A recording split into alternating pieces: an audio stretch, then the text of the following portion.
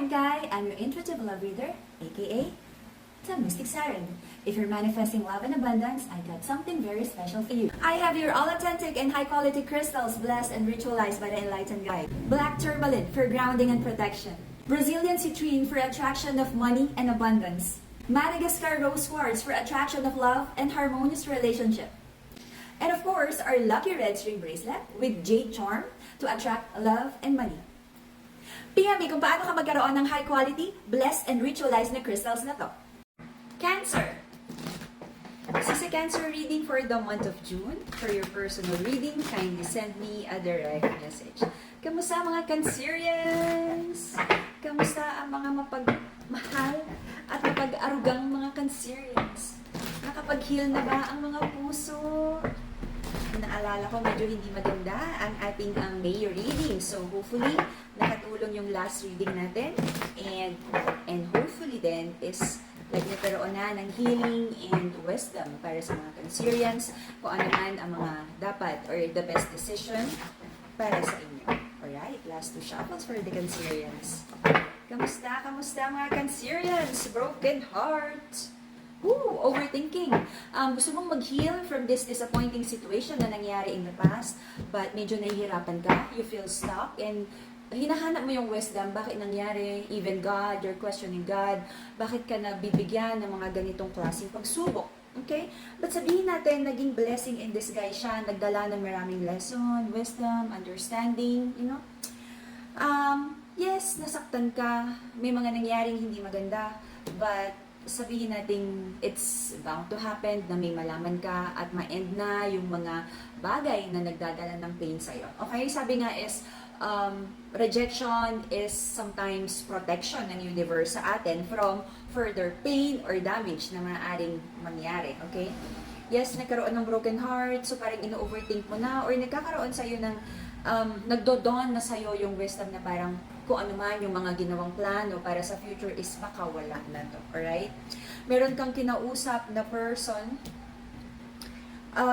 sabihin natin, intellectual conversation, inayos mo muna, no? Sabi mo dapat balance yung emotions mo, ayaw mo ring makasakit, ayaw mo ring may masabing hindi tama, but sabi mo is you have to speak your truth. Ang daming masasakit na nangyari because of lies and deception na nag-lead sa'yo to really decide and walk away. Right now, you're holding back of offer, pero minsan gusto mo pa rin siyang i-message, but then sabi mo is wala namang nabibuild. At hindi mo naman makita ang connection na to be stable to begin with. Okay? The masculine here is like parang ayaw niya masyadong bigyan ng energy tong connection na to right now. Gusto muna niyang mag-isip. Okay? So, hindi ito yung minanifest, sobrang nagkaroon ng disappointment dahil sa napakaraming disagreements, okay?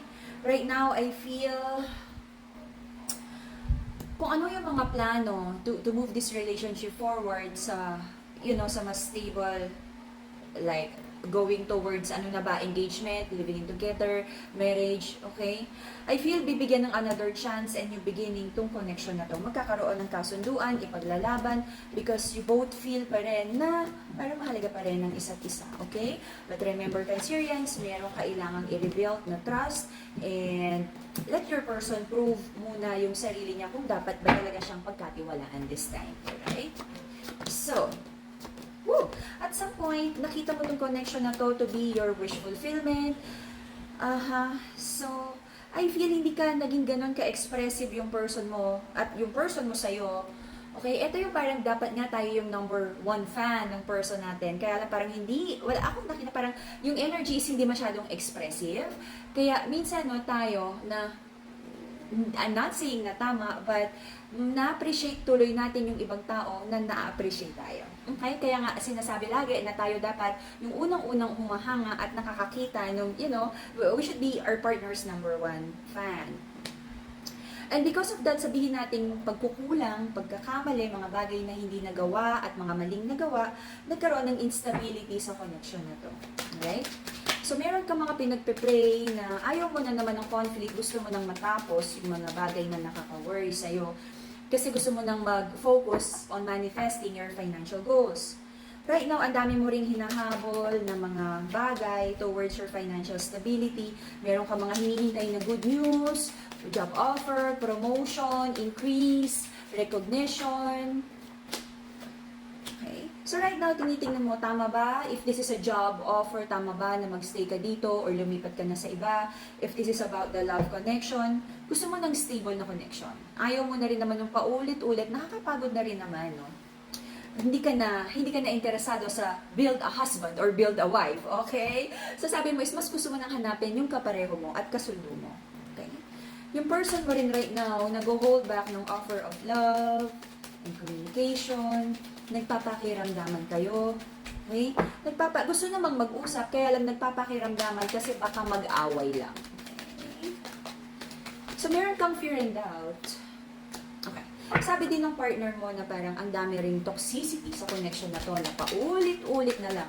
But your person, Cancerian, is thinking of parang kung ano man yung toxicity or toxic habit sa connection na to, nagkakaroon ng overthinking sa kanya, nagkakaroon ng self-blame na your person feels then na responsible siya kung ano man, which is maganda, okay? Kasi nagkakaroon ng realization kung ano man yung mga naging pagkukulang at pagkakamali ng person mo sa connection na to. And I feel yung quiet time na nangyayari right now is really meant to happen para magkaroon kayo ng, for you to internalize at ma-realize kung ano ba talaga yung mga dapat ayusin at kung ano yung self-growth na kailangan yung gawin kayong dalawa, individually. Alright? Meron ka ng fear and doubt. I feel, kumbaga na-involve ka na sa mga third-party situations in the past. So parang sobrang allergic ka na dyan. Pag may naramdaman ka, sabi mo is no, this is not for me.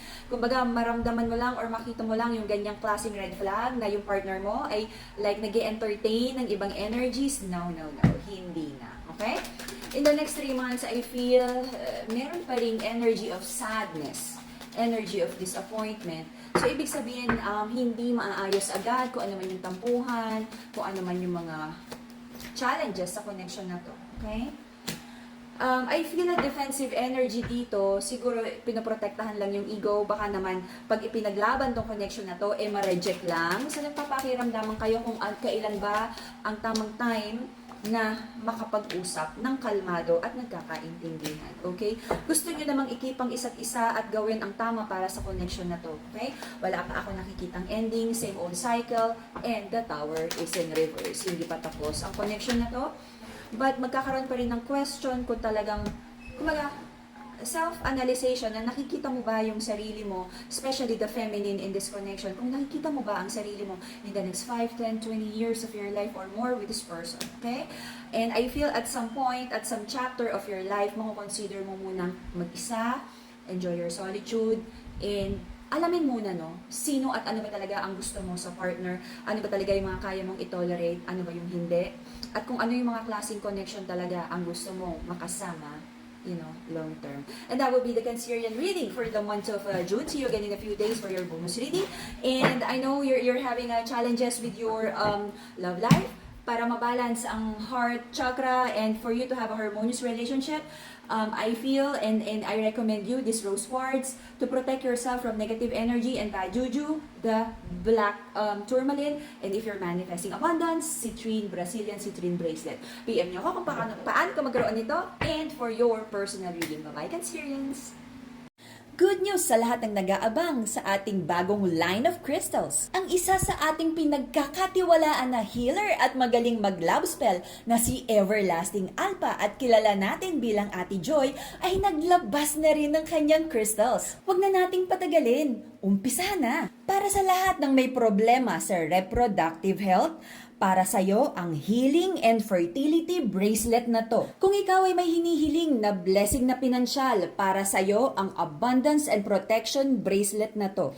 Elephants are known to be wise and strong. Ang Lucky Elephant Bracelet na to ay magdadala sa'yo ng good luck, vitality, and protection. Isa pang pangpaswerte, ang Lucky Money Bracelet na to ay mag-a-attract ng abundance at prosperity sa kung sino mang may suot nito. Ang lahat ng bracelet na to ay na-cleanse at naorasyonan ng ating Everlasting Alpha. PM me kung paano ka magkaroon nito.